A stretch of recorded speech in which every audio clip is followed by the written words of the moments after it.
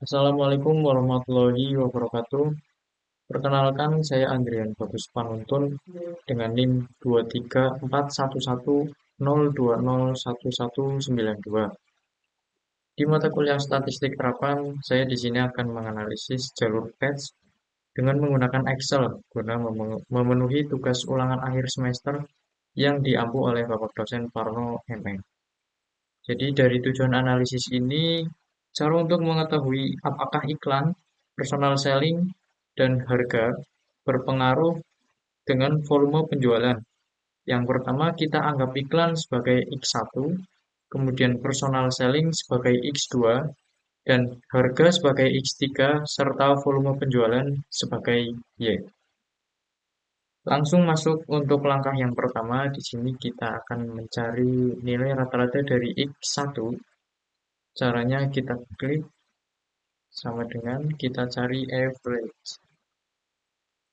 Nah, jadi kalau kita sudah menemukan average, kita klik dua kali, kita blok X1 sampai ke bawah, tanda kurung tutup, klik enter. Nah, jadi maka akan muncul jawaban seperti ini. Selanjutnya untuk X2 sampai ke Y, kita tinggal tarik dari sini sampai ke kanan. Maka akan muncul seperti ini. Nah, selanjutnya di sini juga ada standar deviasi. Mungkin caranya tidak jauh berbeda, tetapi di sini kita tidak mencari average lagi, tetapi kita mencari ST default. Caranya sama, klik dua kali, kita blok X1-nya, kurung tutup, klik enter.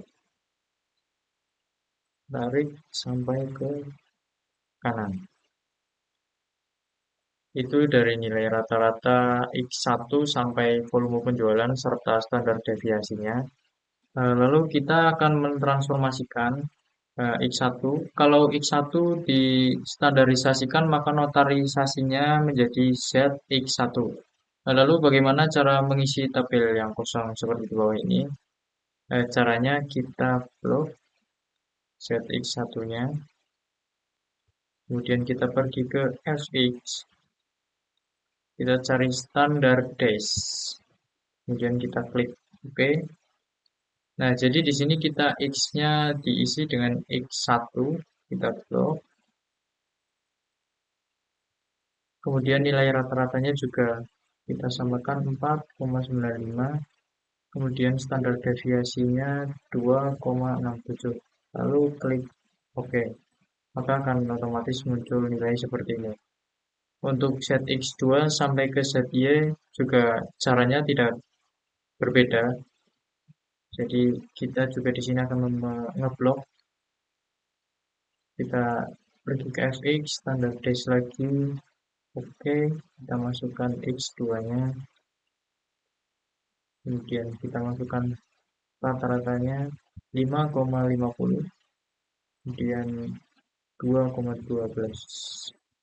Lalu kita klik OK. Set X3-nya juga sama. Kita pergi ke FX, standar dash OK.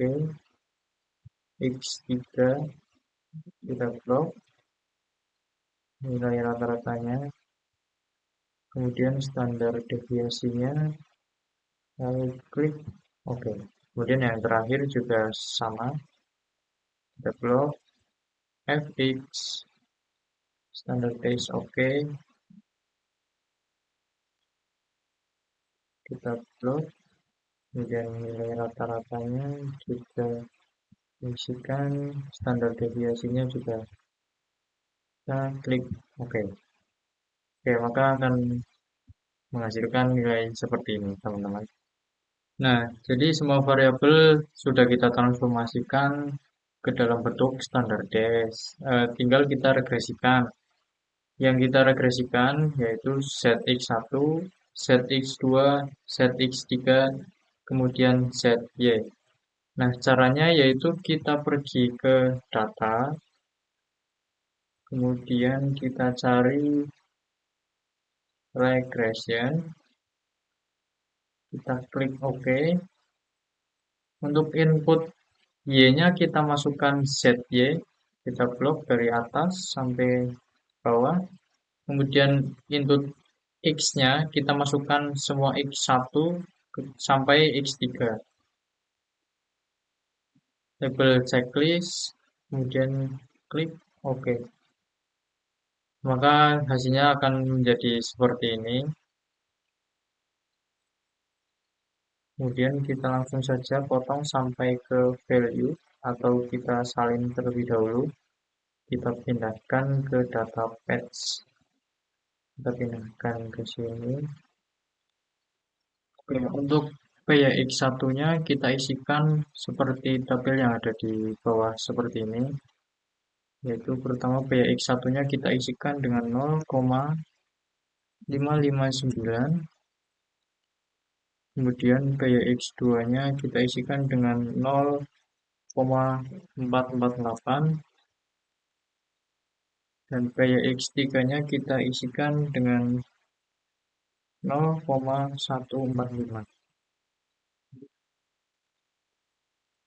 Kemudian di bagian PYI ini kita isikan seperti S, D.